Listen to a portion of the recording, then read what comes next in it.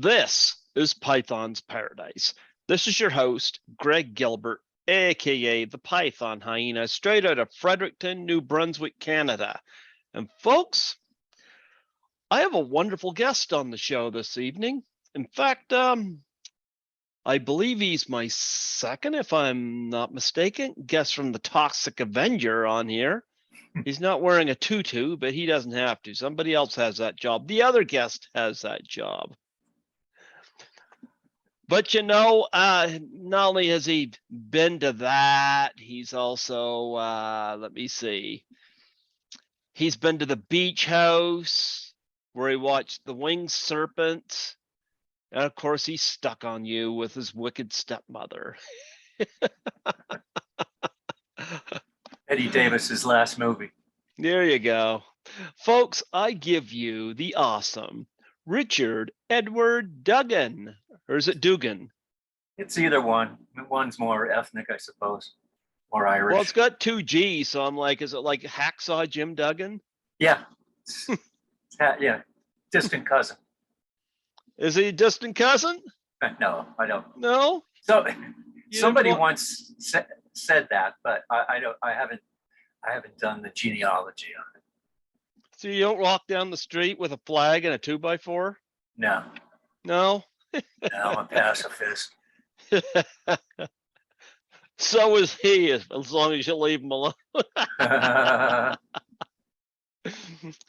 Oh, wow. Tommy Kovac recommended you strongly, said you were a great guest, and asked me if I was interested. I said, absolutely, you know. Oh yeah, that was a nice interview. He's a nice guy. Yeah, I love your background. I love the red wall. Oh, thanks. Yeah. Absolutely. Absolutely. That was one day's fit of inspiration. Well, before I get talking about your interesting films, I would love to get a little bit of your background. I want to know what led you to the arts. Well, both my parents were performers. Mm-hmm. My mother was a dancer on Broadway, and my dad is character actor Andrew Duggan, and they met in the road company of Paint Your Wagon with Burl Ives. And so I grew up in that atmosphere. So my mom was an athlete essentially, and kind of inspired me to be physically active. And I was, and I didn't, I was a big reader and not a great student. So I kind of gravitated towards more, I don't know, artistic pursuits. And I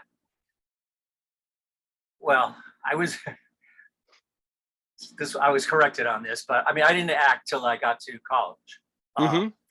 But I was in this movie that Larry Cohen did, and I was 13 years old, and it was called Housewife, originally called Bone, with Yaphet Kotto and Joyce Van Patten, and I played a dead body. My dad plays a kind of this kind of huckster car salesman with a TV show. Like back in LA, it was like Cal Worthington of Worthington Ford, and he's having kind of like a flashback or a nightmare, and he's selling these junked cars, and he starts to realize that there's dead bodies in these cars, and I was one of the dead bodies. But the point of this little bit of business is that Rick Baker, who went on to win, I think, 6 Academy Awards in makeup. This was one of his first jobs. And so there's that. But so I went to college and started acting there, got involved with an improv group. We put on shows, and that kind of led me towards wanting to be an actor and really wanting to be, part of the theater community. And so I went to college in California. I went to Pitzer College of the Claremont Colleges, and then moved to New York City shortly after that, and started a theater company, and just led that life, soaked myself in that world of putting on plays and living in New York City back in the 80s. It's interesting because I was looking at your father's credits on there as you were saying that, and you were both in Return to Salem's Lot. Mm-hmm. What was that like? It was kind of crazy. We filmed everything at nighttime. So we would go to work it was the summertime, and we filmed it in Vermont, and we would be on set. I think I was there for 7 days. We filmed some of it up in northern Manhattan at some old mansion.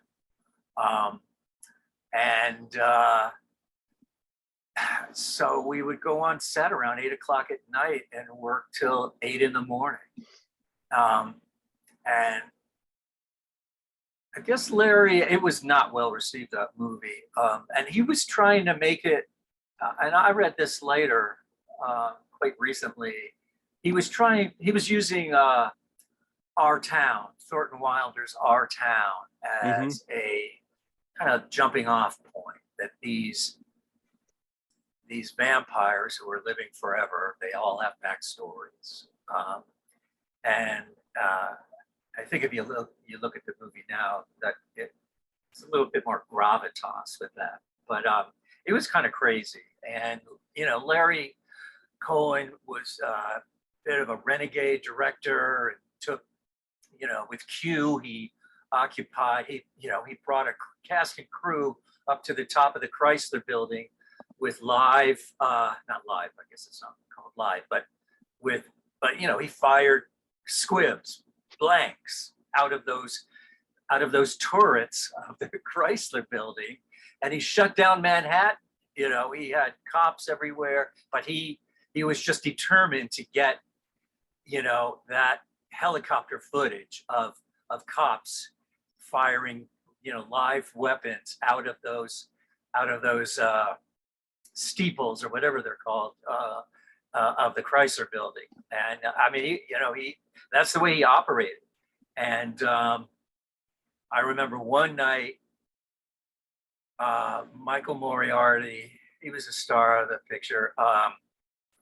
He was at his wit's end. He had been working like 12 hours or something. And he's like, no, I'm leaving. I'm walking off, Larry. This is ridiculous. We're SAG actors. What are you putting us through? And Larry conveniently had a wad of $100 bills. He just started, because everyone was kind of behind Moriarty, right? And he just started handing out $100 bills to make people stay for another hour and get more footage. He was quite a character, Larry Cohen. And I've been in touch with Jill, his daughter, and their mom passed away, Janelle Cohen, Janelle Webb. And she was on a lot of Larry's pictures. Really nice woman from Texas, younger than Larry by probably 15 years. But she just passed away. Jill was posting on Facebook about it. And I reminded her that her mother invited me to visit their family ranch in Rising Star, Texas. And I spent 2 weeks at this ranch with the Webb family, with Larry's sons, Louie and Bobby. And I think Pam came there to visit too. But, they were kind of family, the Cohens. We would go to parties at their Coldwater Canyon house, and, we've just known them forever. It's interesting because you've done a couple of movies with Larry Cohen, and yeah, it was sad to lose him, but what an interesting director and what interesting subject matters for his films, you know. Cue the Winged Serpent came out on that heavy 1982 year for movies, and you talked about the Chrysler Building, but were you ever there when they were doing any heavy effects scenes? No, my filming was on top of a newly finished, like 25-story office building that somehow, by hook or crook, Larry got access to the roof. And and I played the construction worker that got his head chopped off by the Serpent early on. So I was just there one day. Why would they do a thing like that to you? One day? No, why would they cut your head off like that? I know. Why would they do a thing like that to a nice guy like you? It's a good question. Yeah? Good question, Greg. You know, you could have like got a sandwich out of your lunch pail and just threw it at the Serpent, you know? Now, Larry, it's interesting because he was a extremely prolific TV writer. You know, I think he was I know he was co-creator of The Invaders. I think he had a lot to do with Branded, the Chuck Connors TV show, which I liked quite a bit. And it was on one other very notable TV show that he helped put together. And he was writing, you know, some of these TV shows lasted for years, and he'd be responsible for, you know, 60, 70 episodes of, you know, of one show. So he came out of that environment of TV and kind of hit the ground running with making movies. And I think It's Alive really kind of separated him from TV work. That's when he really concentrated almost entirely on writing, directing, and producing his own movies. And my theory is that it's pretty smart. Is that he took the concept of Rosemary's Baby, John Cassavetes and Mia Farrow's baby, and the big reveal of that movie is just by inference. You don't see the baby, okay? It's just people's shock and devastation at seeing this creature, you know, this otherworldly demon. It's really a demon, and Larry, thanks to Rick Baker, created the creature. He showed the creature and animatroned it, and to have, you know, to scurry away. And so I think he just went one step further into, like, you know, raising that concept and transferred it into exploitation, essentially. And, you know, they made 3 sequels.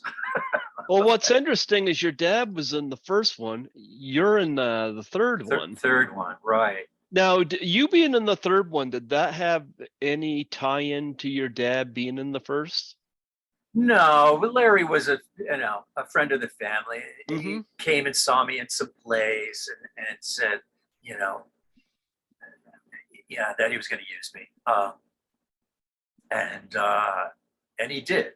And for It Lives Again, part 3, his original idea was that, and we were going to go to Hawaii and film this, was that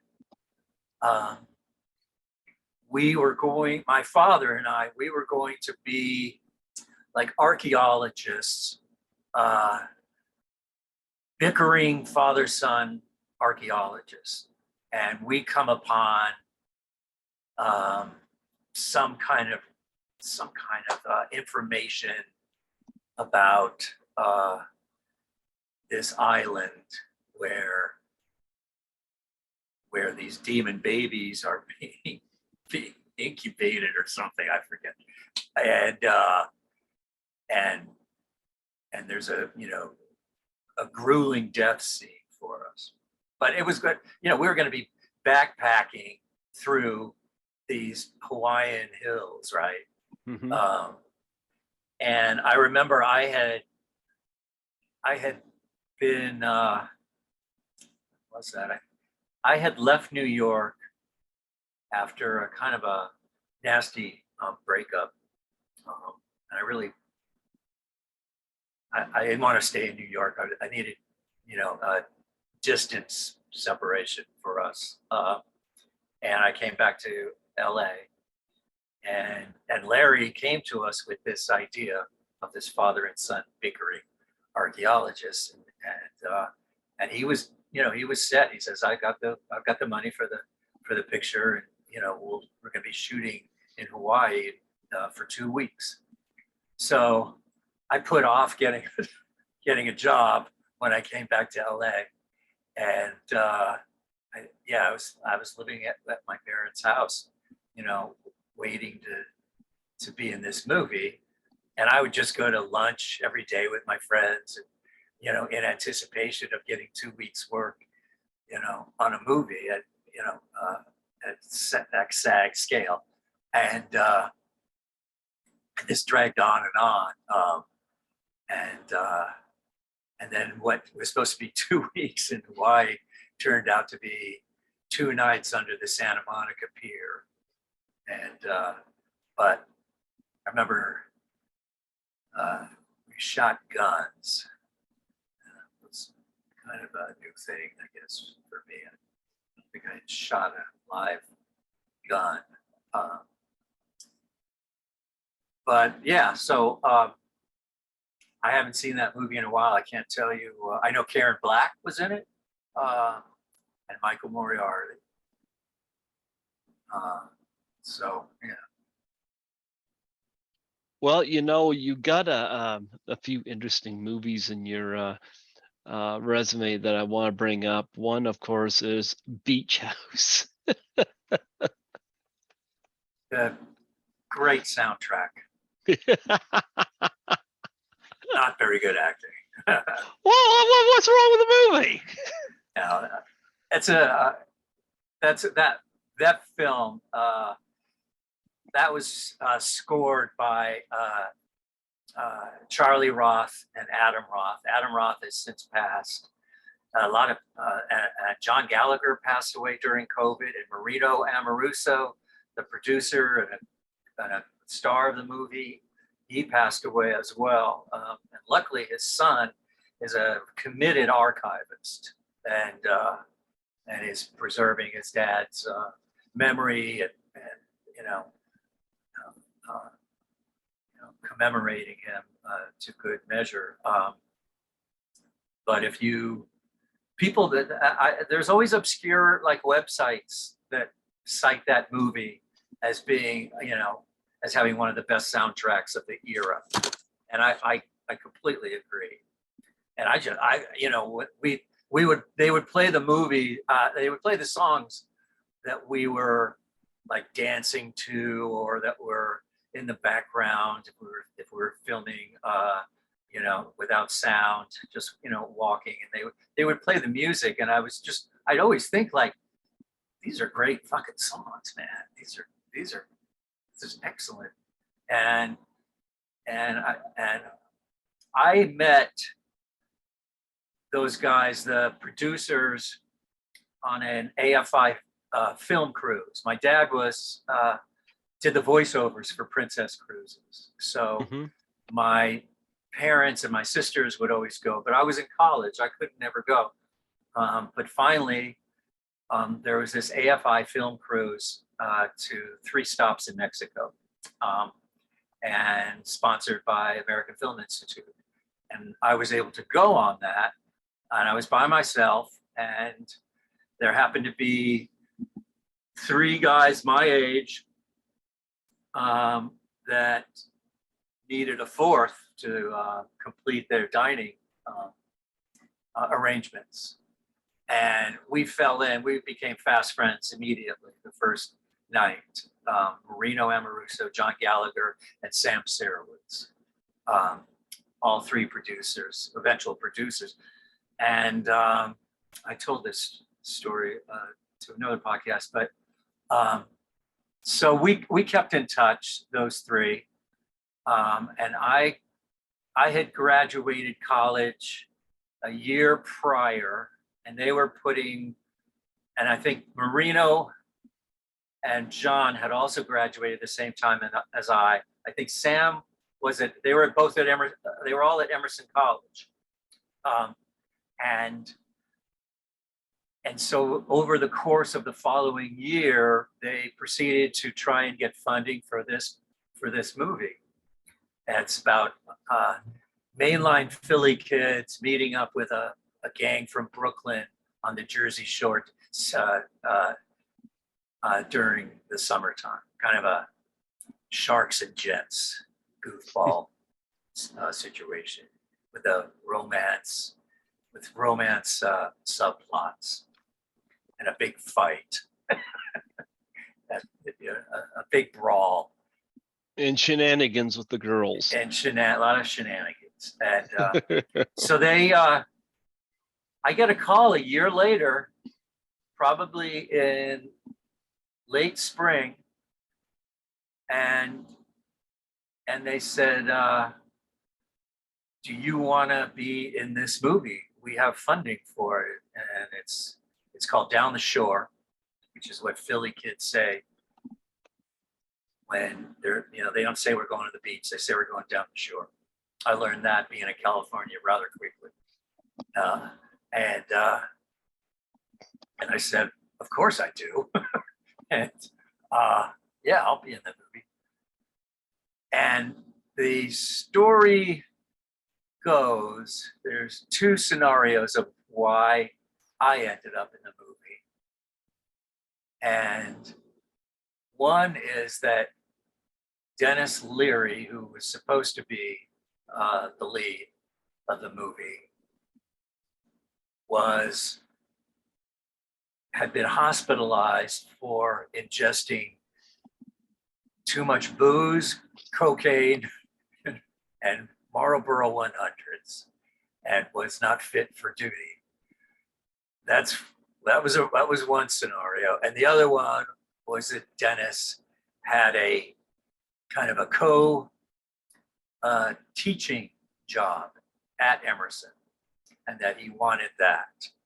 Now, I don't know. Believe whichever story you want, but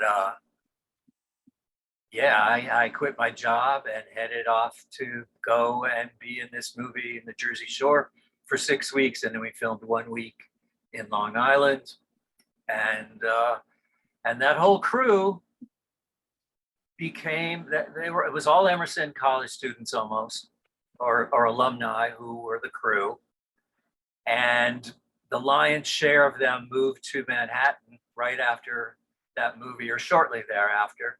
And I fell in with them all. They were like, I graduated college in California, but all those Emerson College people have become lifelong friends, And the funny thing is that my wife went to Emerson and was friends with them, and she was supposed to be in the movie, but I never met her. She also didn't move to Manhattan right after. She stayed in Boston, and I later found out that she thought the movie was too sexist to be in, and that they weren't going to give her that big a part. So she was not in it. But flash forward, okay, so we filmed that in 80.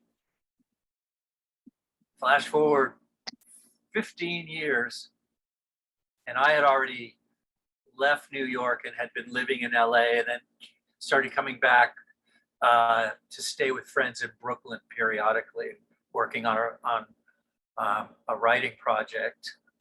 So I was living in LA and Brooklyn, and I was meeting. I finally decided I had put, I had inherited furniture and books from my parents, and it was living in a gigantic storage bin for like 6 years. And I just thought, I have got to get that. I've got to pick a city to live in, and I'm going to go back to LA, and decide where, what I'm going to do. I'm going to take that. I'm going to sell that stuff, or at least put it in another place that I'm not paying $300, $400 a month to keep it.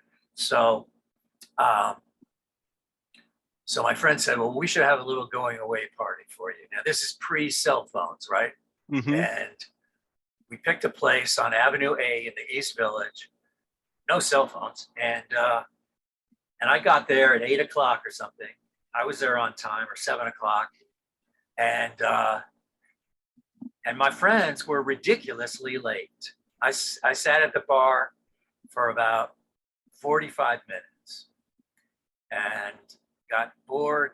And after about 45 minutes, I said, no one was calling the restaurant either. So I thought, I'm going to give this 15 more minutes. I'm going to go wait outside. And within a minute, my friend Allison, who was from Emerson, is walking up Avenue A with a friend of hers.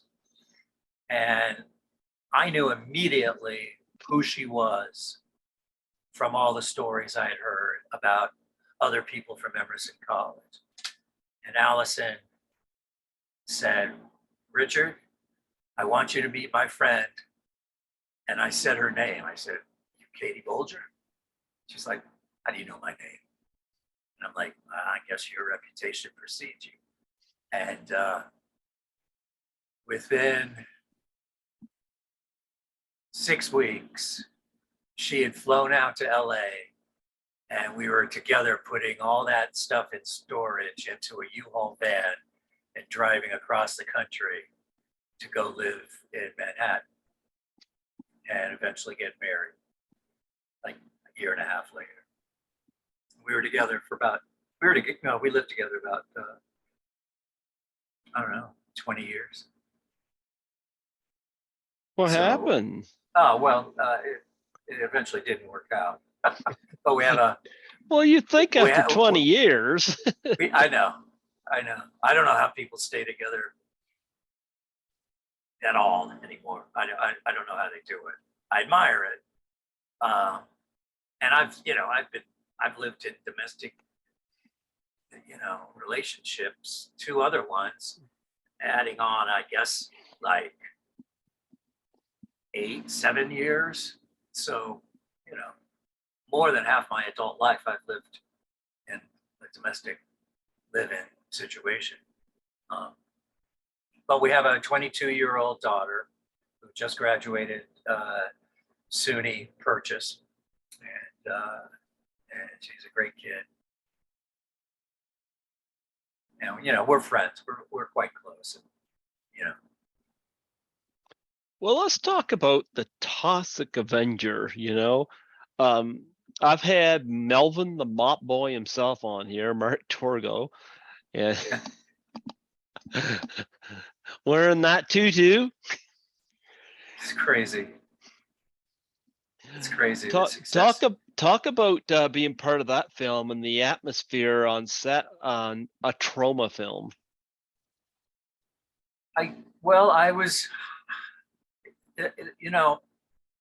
I've just been asked by a personal appearance agency to become one of their clients.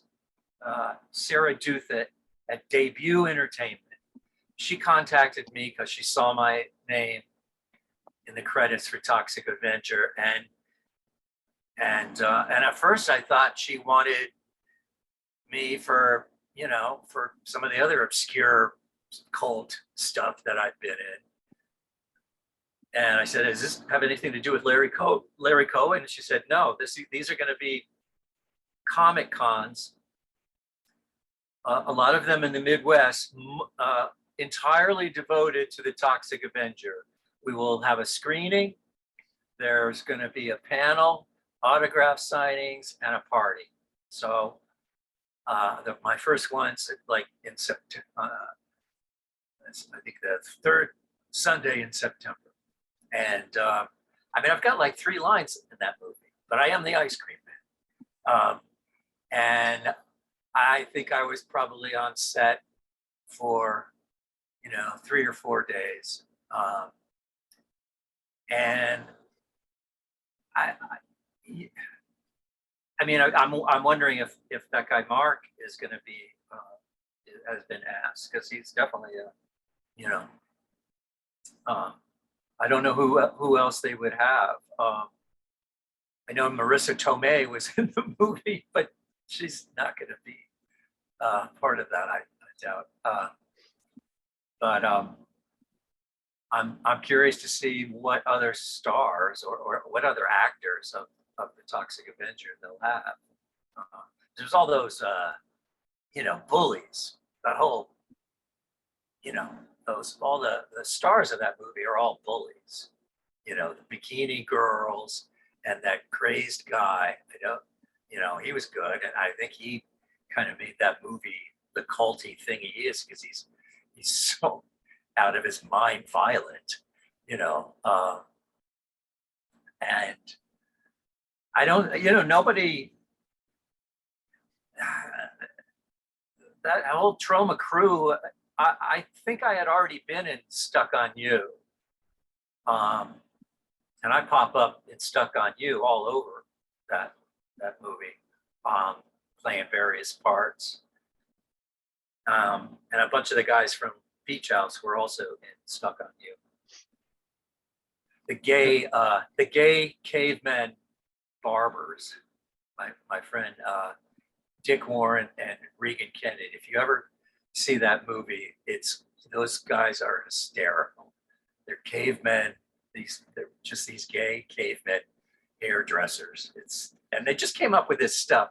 They were lucky to have these, improvisers that just came up with just outrageous shenanigans. And that's kind of the way they operated, Lloyd Kaufman.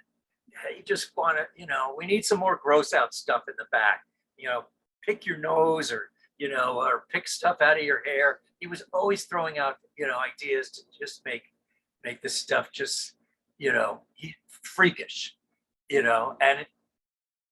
I mean, man, they had so many different, projects going on that, they would, I think they would purchase complete movies that couldn't find a distributor. I know Beach House was eventually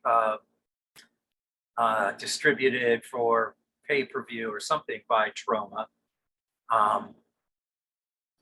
And they would, they had their hands in all sorts of different pots, trying, and keeping those offices up on, Hell's Kitchen alive.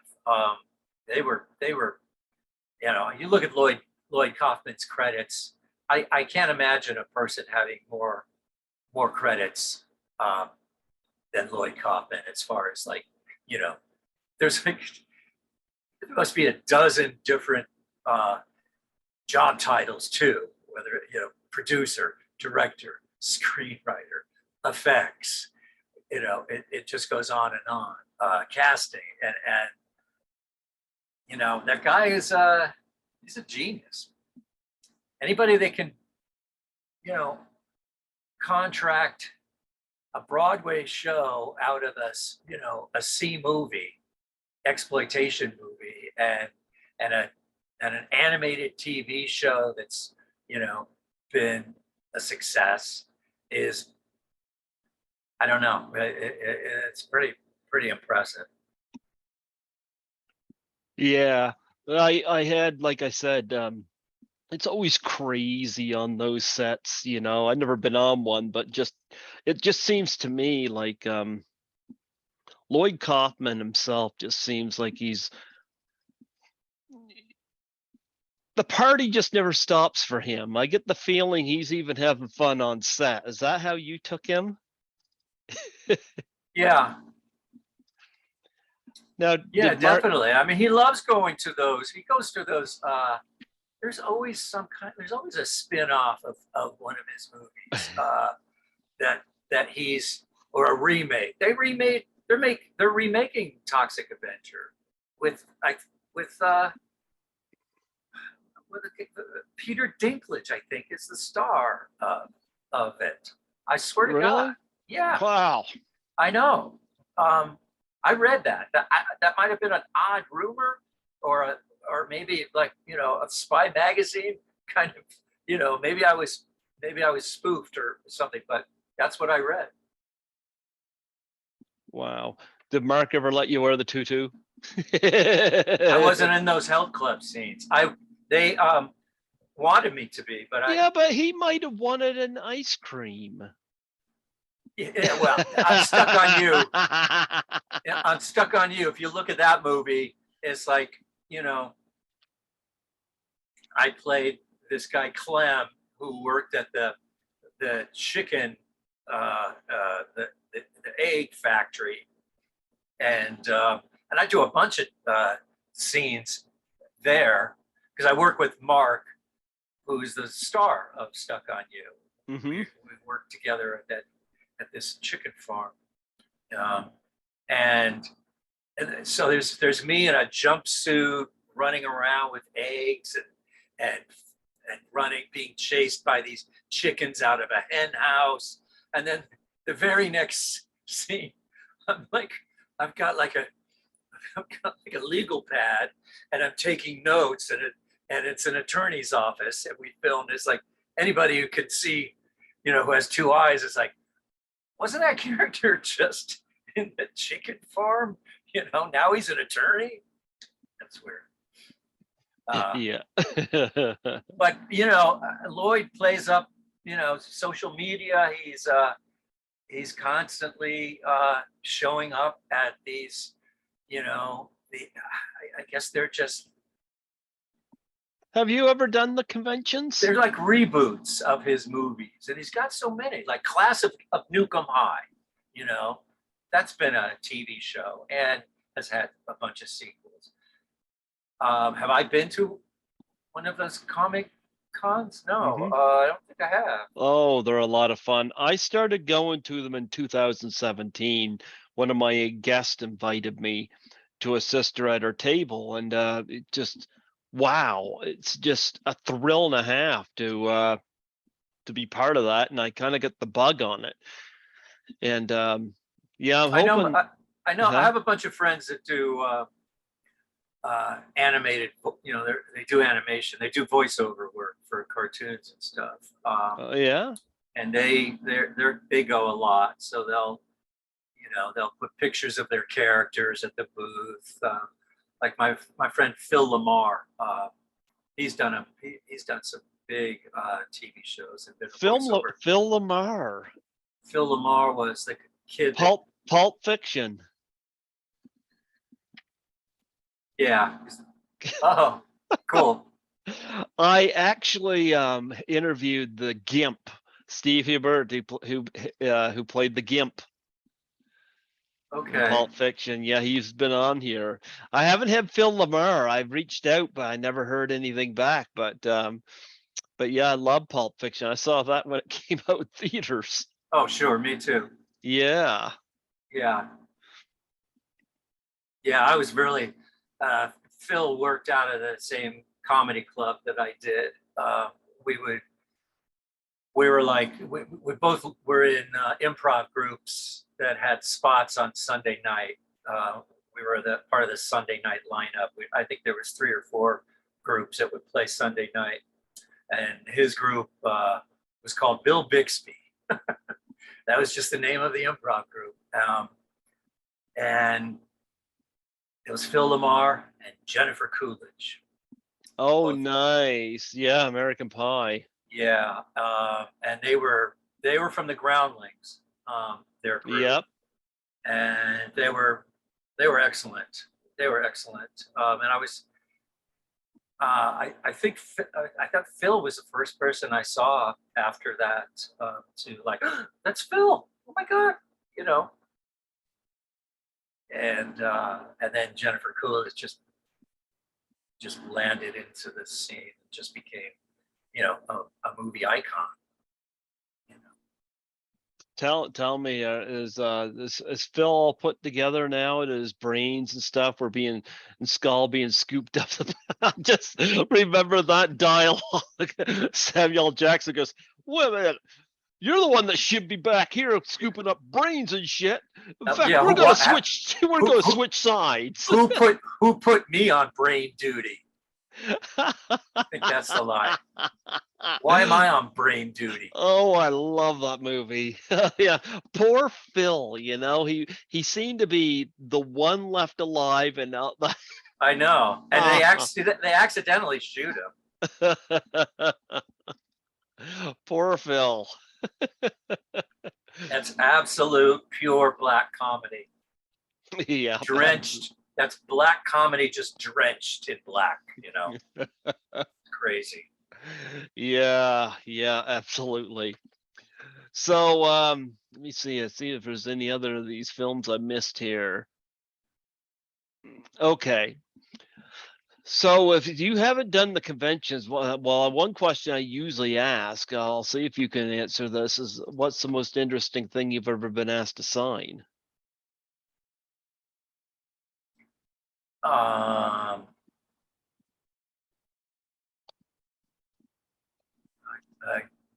don't have an answer really. Yeah, you see, you got to do the conventions, man. I haven't done. I haven't. Look. I've had. I've had a regular job for 20 years, so I'm getting.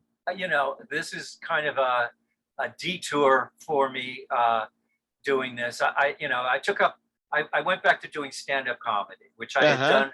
I did it right before I started working out of that improv club with Phil and all these Second City people. But I had been doing, prior to that, I was doing stand-up comedy in California, not just LA, all up and down California.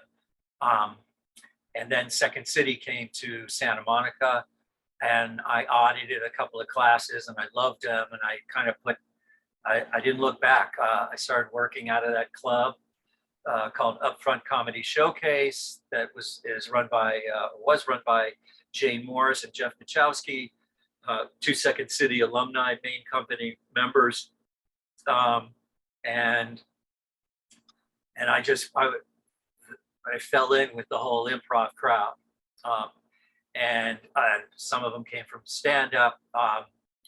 And I really didn't look back. And then I segued into writing. And then I guess about 5 years ago, my friend Allison, who was the same Allison who introduced me to my future ex-wife, was doing one of these showcases for stand-up that she goes in and out of comedy.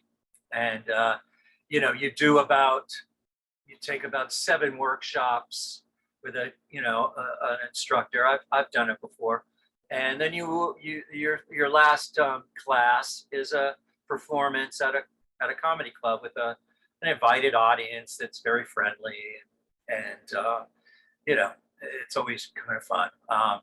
And she invited me to hers at Gotham Comedy on 23rd Street, which is a gigantic comedy club.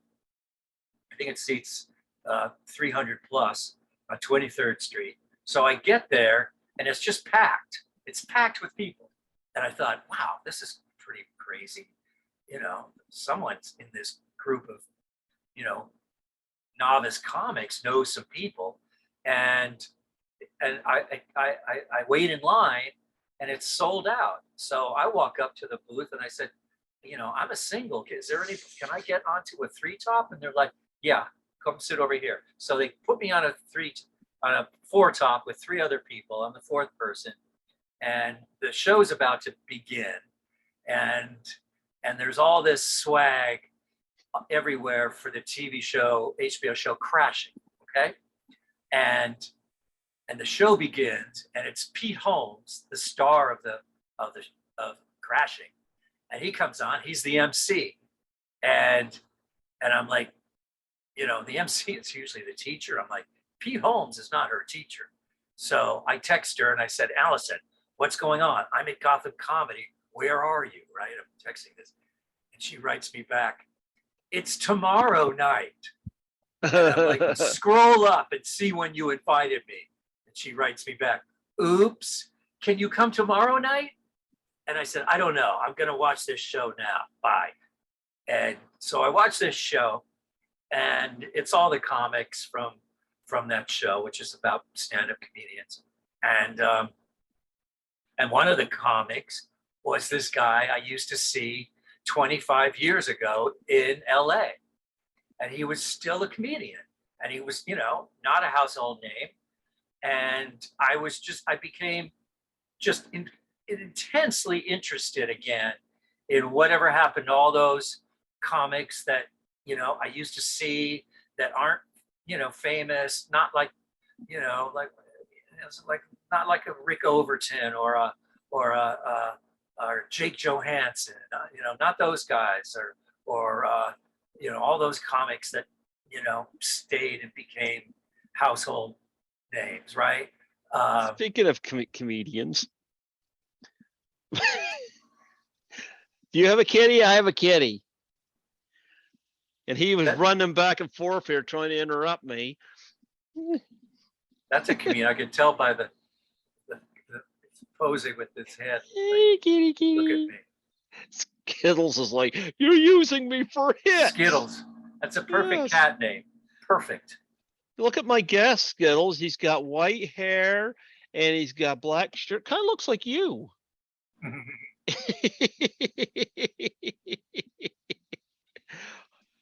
So then I started reading about comedy, and it became kind of a little, it was just a bit of an obsession of mine. And then a comedy club came to my hometown of Suffolk, New York. And I thought, I'm going to put together 5 minutes. My daughter had graduated high school. I was no longer coaching her sports. I had a shit ton of new free time, thank God. And I thought, I'm going to put together a 5 minutes, a type 5, and go try my luck. And I think I bombed the first few times, but I really dug it. And I've been doing it now about 4.5 years. And I don't know where it's going to lead. We're doing an internet show called New Joke City, where we interview comics. We do a walk and talk. And then they busk comedy in a New York City park or a New York City public place, and then we film them in their natural habitat, a comedy club, and we edit it all together, and we're putting those episodes together now. And hopefully, that can proliferate. I don't know. It's an odd hobby to have picked up, but I dig the challenge of it, and we'll see. I'm back in the game.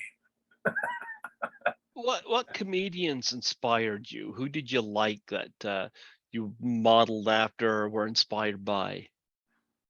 Well, I mentioned Rick Overton and Robin Williams because they were both stand-ups and they were also sketch and improv performers.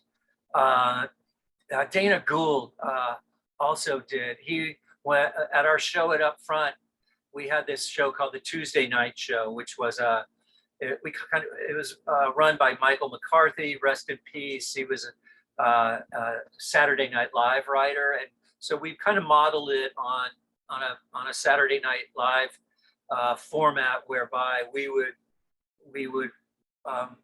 the writers would get together like on Saturday and present all these sketches, and then we would rehearse Sunday and Monday, and we'd put this show up on Tuesday.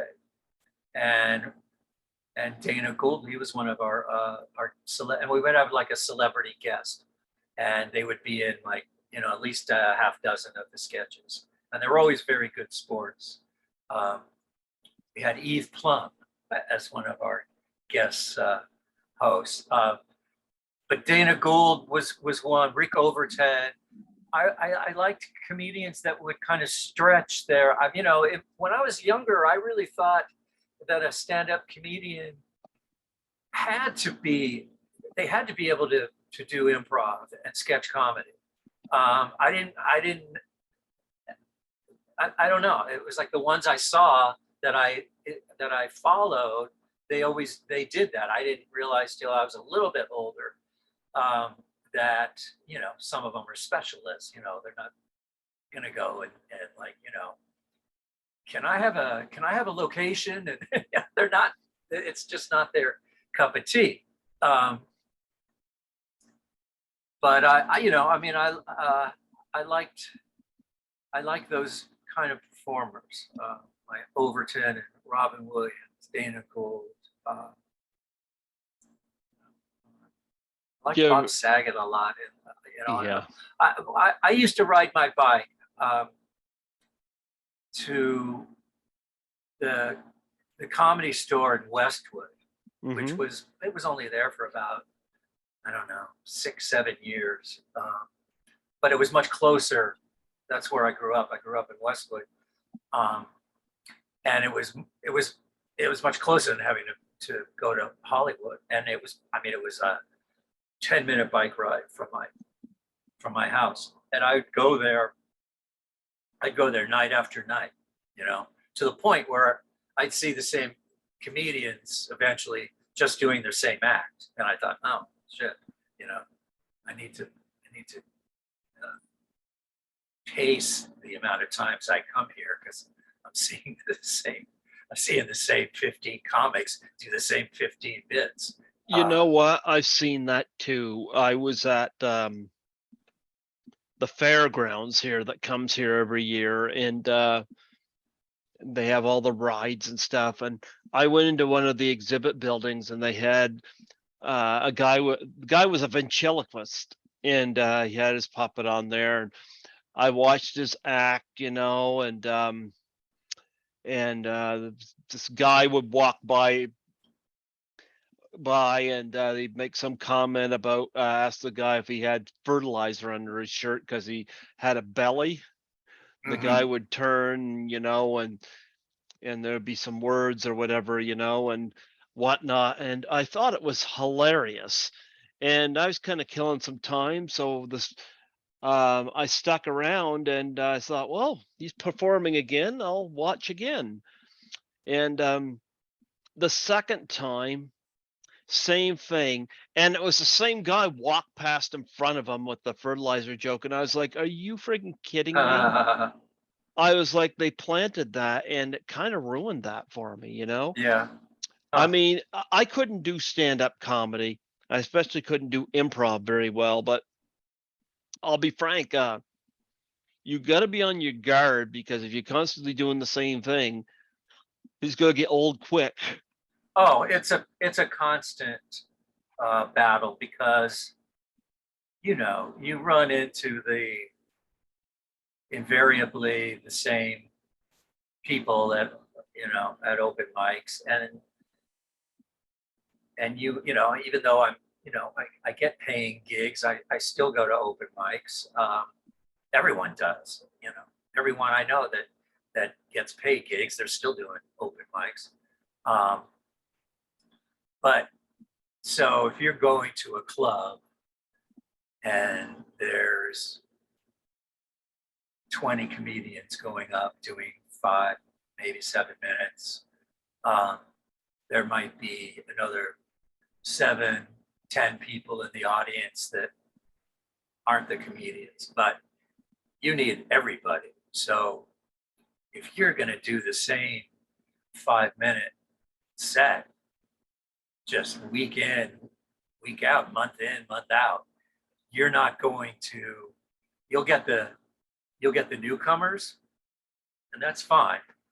But if you really want to stretch yourself and work out and bring those same people that know you, and you're bringing new jokes to the table, they will perk up and they will become, willing, audience members too. So it's a constant challenge to keep those same people, same group of comics entertained, because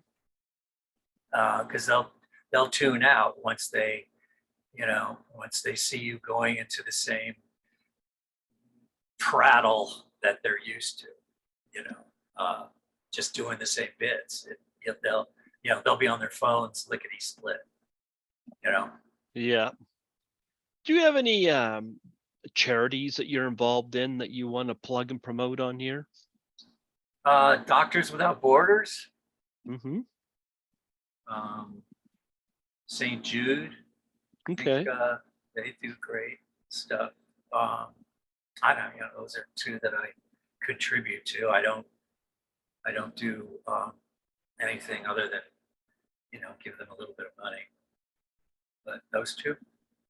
Do you have a web page that people can find you at, where people can see your stuff? I'm at on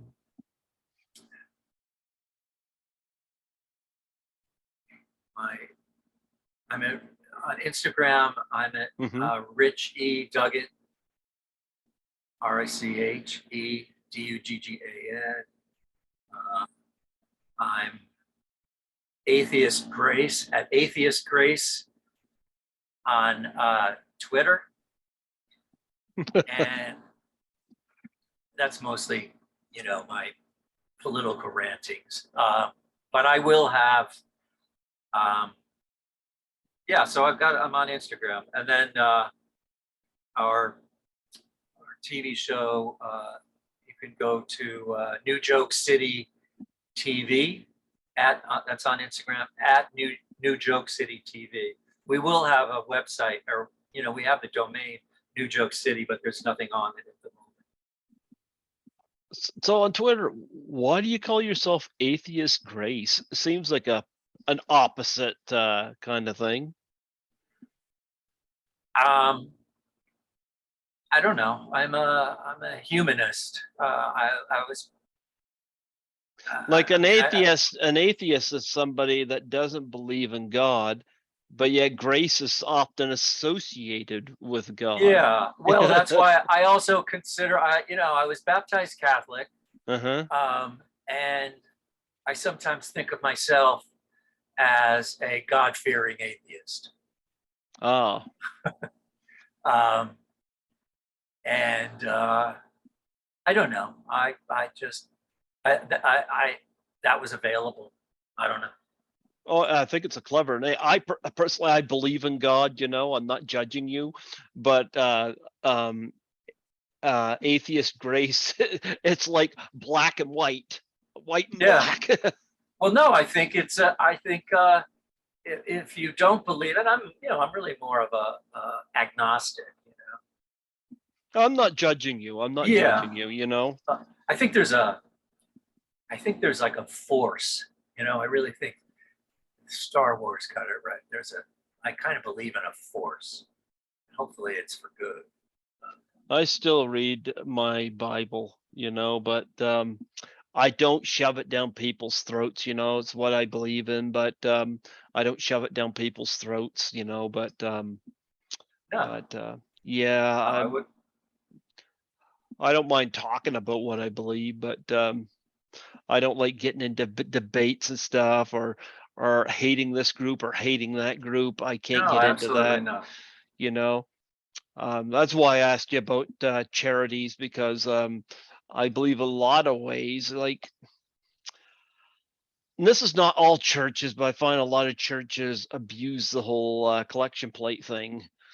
So, and I'm not saying that's all churches, but I always find if you can find a charity you trust, sure, that's a good way, to help your fellow man or woman. Yeah, absolutely. or comic in your case. Right. So,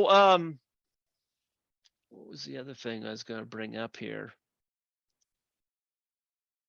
Okay, Wicked Yeah, I've been Stepmother. looking through I've been scrolling down your group of people. It's a lot of Canada-centric folks, right? Not all, but I've Not all. definitely interviewed a lot of people from Canada. Yeah, no, it was a good collection of people I saw, and I had a huge crush on Diane Franklin. Is she Canadian? No, but Last I see American you. Virgin. Oh yeah, I've had her and Joe Rubo on the show from that movie. Uh-huh. Yeah, yeah, yeah. How many episodes have you done? 1,000? Right now, you are number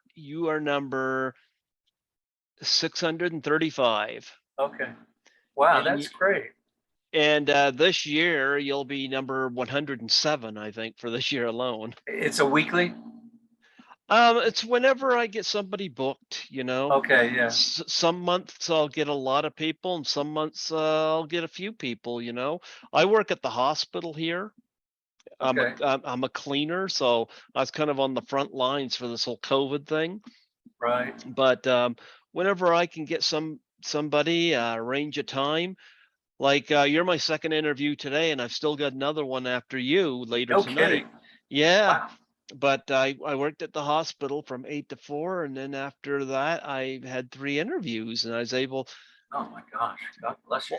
Well, I'm on call a lot at the hospital, so I try to book. I never know when I'm gonna have a day off. Like yesterday, I actually had a day off, and it was my first one since July 7th. Huh. So and I usually go when they call me, but I try not to book on days that aren't filled, because chances are I might get called, especially in the summer when the staff go on vacation. So Yeah. so I had some openings here for tonight, and I filled them. Good for you. Yep, and I was more than happy to do that. This is not stressful for me at all. I like this, but we haven't talked about Wicked Stepmother yet. I mean, Betty Davis. Yeah. I don't know how Larry got her in that movie. She was Hmm. really, really ill, and I'm surprised that she made it. Have you seen it? It's been a It's, while. I forgot. Yeah, and Larry Cohen directed that. it's a weird movie, and she got sicker and sicker, that where she was not able to film all of her scenes. I think he must have promised her, a decent amount of money, because that movie's like cut and pasted together in a way that makes no sense. And yeah, Barbara Carrera, uh, Colleen Camp, Lauren Landon. yeah, Lauren Landon. She was in. I gotta get her on the show. I haven't had her yet, and she's somebody I got to reach out to. Yeah, she kind of got her start, I think, with Larry, and then used all that, kind of gravitas of that. I don't know, what would you call her type? Just kind of sex pot, Yeah. that kind of, and she kind of ran with it. I think I met her once. I think I met her at Larry's house. Anyway, yeah. Yeah, Wicked Stepmother. We filmed that, one of the scenes at the Westwood Theater, which I was happy to do, because I had seen plays there, and I thought, oh great, I'm going to get to film in the Westwood Playhouse. It's still there, right across the street from UCLA. So I don't know, Larry Cohen. I think he had he knew what he was doing as far as, I mean, that doing It's Alive and having that be a success, he never looked back and never had to be at the mercy of TV producers. And I don't think he had anything against them. And he had a storied career as a TV writer and episodic TV and creating TV shows.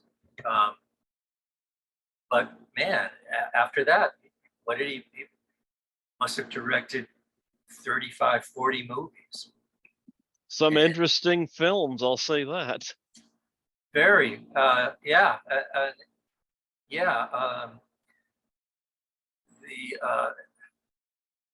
The Private Files of J. Edgar Hoover, with Broderick Crawford as J. Edgar Hoover, Michael Parks as Robert F. Kennedy, and my dad was Lyndon Johnson. Lorene Landon was in that.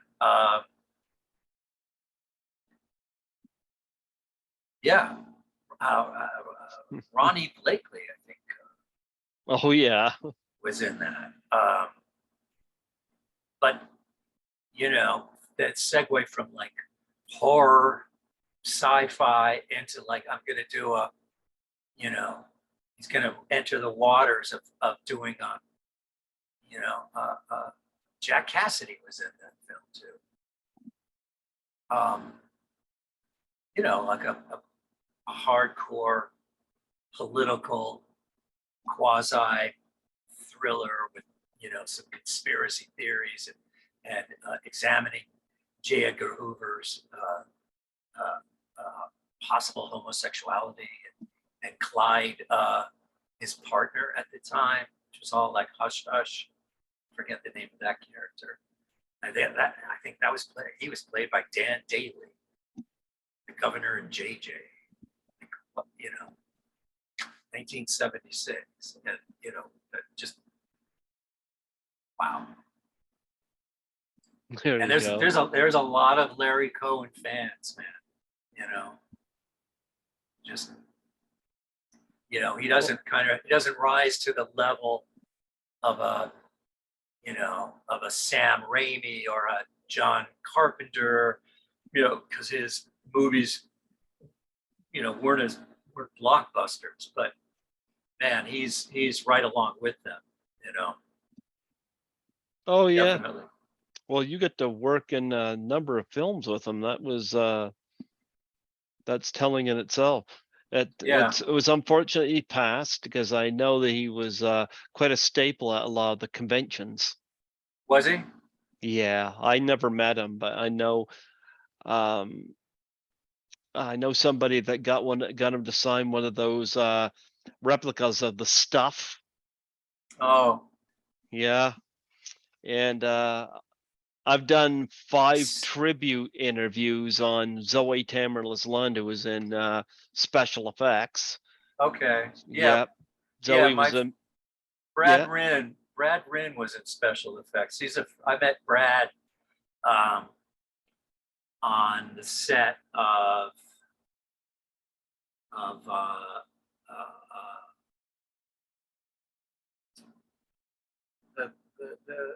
the vampire, blocking it. Salem's Lot. Return to Salem's Lot. I met Brad on the set. Now, Brad was in Desperately Seeking Susan. Oh, love Smithereens. I'm sorry, Smithereens.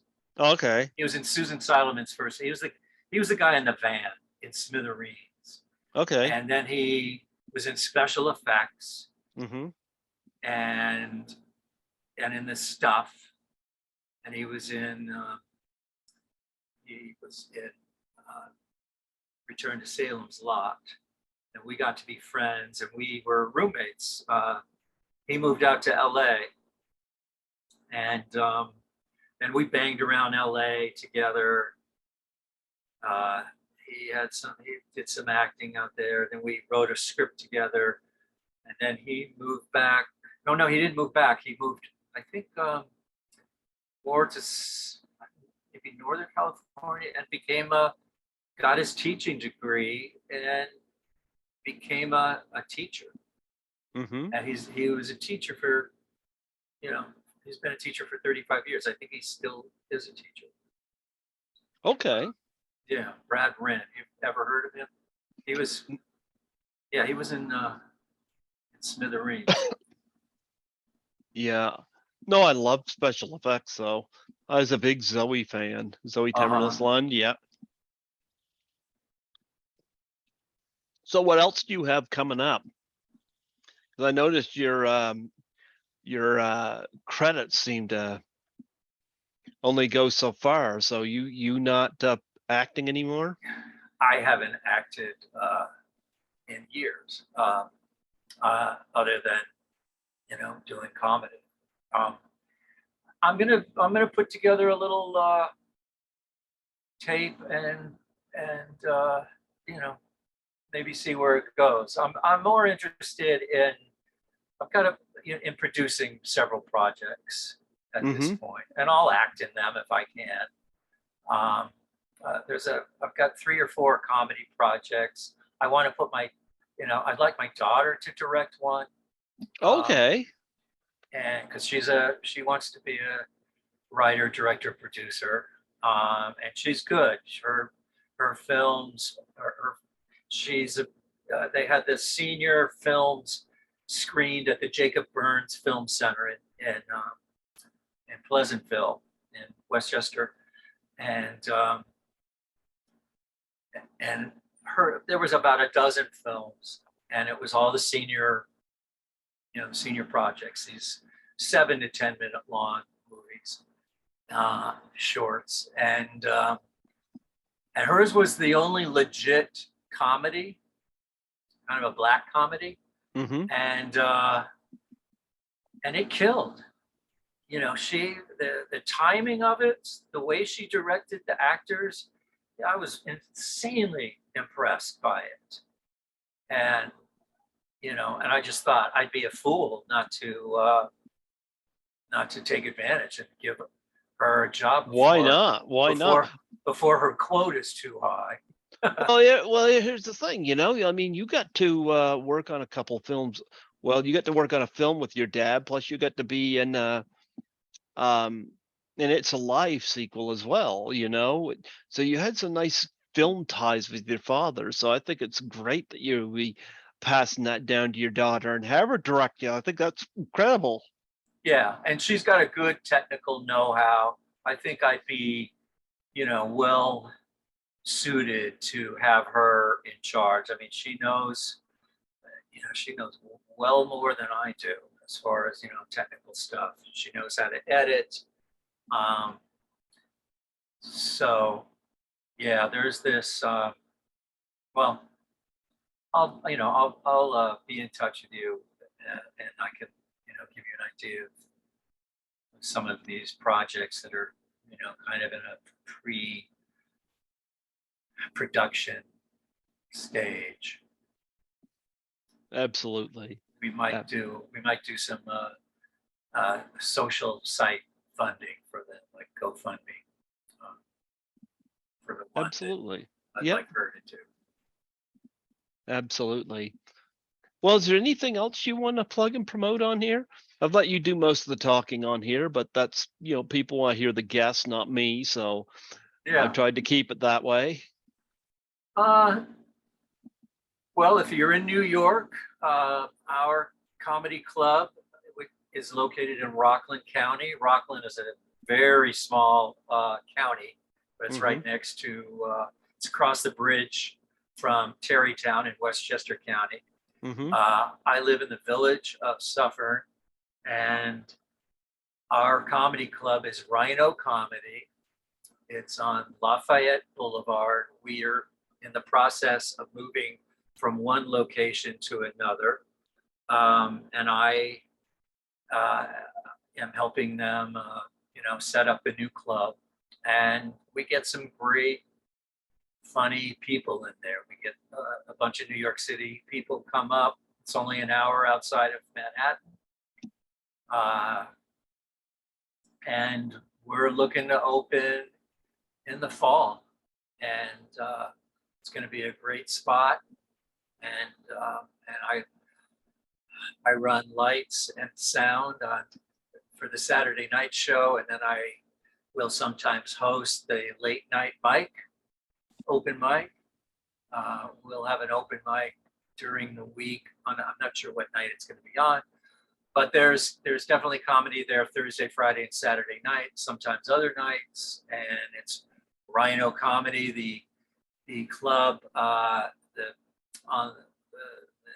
the webpage, I believe, is rhinoimprov.com. But if you type in Rhino Comedy, it'll come up pretty quickly. Absolutely. Absolutely. Well, you know what? I've enjoyed having you come on here. Of course, special shout out, Tommy Kovac connected us. Yeah. Yep. You were on his podcast, Splat from the Past. And he recommended you to me strongly. And no, it's great. I appreciate it, Greg. And I love all you guys that are, you dig deep into films that have, that deserve mention and deserve, I'm not a fan of like, I don't know, the horror films that's, kind of torture porn horror. I'm not a big fan. I'm not a big fan of that either. That's where I severed my interest in that, like the Human Centipede. I wouldn't watch it, but I can't help use it as a reference of something I don't want to see, So, but I love, all of you've got that guy from the Hills Have Eyes and that kind of era of, I love the Mike Myers horror film, and all those genres and the subgenres, and giving credit where credit is due to those actors that came out of those, those genres, those horror film and sci-fi stuff. I think it's, keeping that and those actors, in people's minds is it's a great service, It's funny. I haven't seen the Human Centipede, but I met one of the actresses from it at Horrorama in 2017, the first convention I went to. And I hadn't seen the movie, but she was really hot. Yeah. And so I had to go up and meet her and get a picture and an autograph. And I had her on the show here last year, which was pretty. What's her name? Ashley C. Williams. Okay. Actually, I think I had her on this year. I've had so many on this year. Ashley C. Williams. So, and she remembered me, and it was pretty cool to have her on. Now, quick question. What does an autograph picture cost from someone of her stature? I don't remember. I think it was when I met her, I think the picture and the autograph, I think were like, I don't know, $20, $30 or something like that. I'm assuming, now it varies for like I'm going to do 2 cons this fall, and they don't have the prices yet for the autographs, and one of them's going to have, I heard, about 24 or 25 guests, and I can't meet them all, so I got to figure out who to meet. All right. Yep. Now, what will the theme of those shows be? Both are horror. I'm going to Horrorama. I'm assisting Lisa Langlois at her table, and in Frightmare in the Falls. Okay. Mm-hmm. So that'll be, but how do they decide which films are showcased at that particular, like at that particular show? I don't know. They just bring in a lot of really good guests, and I don't know how they decide it. I know I've had a few that's asked me to help them get in the cons, and they don't seem to listen to me, for despite the fact I have some connections here, but they just see me as a podcaster, I guess. Huh. But no, it's an interesting thing to go to. You know, the fans are pretty into these, and they're pretty cool. You know, it's like a community. Cool. Yeah. But anyway, it was wonderful having you come on here, and I look forward whenever your daughter directs you in that movie. That I want to see. I want her to direct this. It's an idea for a sitcom. It's kind of based on the life of one of the comics I know, local comic, and kind of is a second generation immigrant. Parents of both immigrants, and it's, I don't know, he's extremely funny, and he tells these stories about his home life, and you know, he's got these, his brother and sister are, you know, like a lawyer and a doctor, and he's trying to be a comedian. He tells these stories about, you know, just a typical of, you know, of just letting your immigrant parents down because you're not, you know, pursuing a huge professional career. And I think this kid is really funny, and I'm putting together. Your daughter interested in doing any acting as well, or just beyond the camera? No, she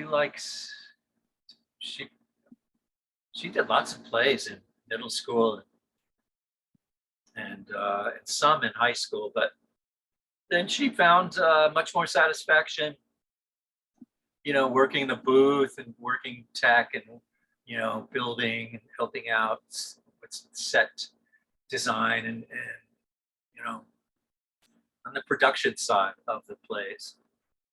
She still worked all the plays all through high school, but she was behind the scenes after, I guess, after 10th, 11th, and 12th grade. She worked behind the scenes. Okay. But, okay. You know, she's got a lot of personality. She was a Time magazine for kids reporter at age 9. And she interviewed the Jonas Brothers, Dan Rather, bunch of, I got her into the U.S. Open because of my tennis connections, and yeah, she spent a season as a Time magazine for kids reporter.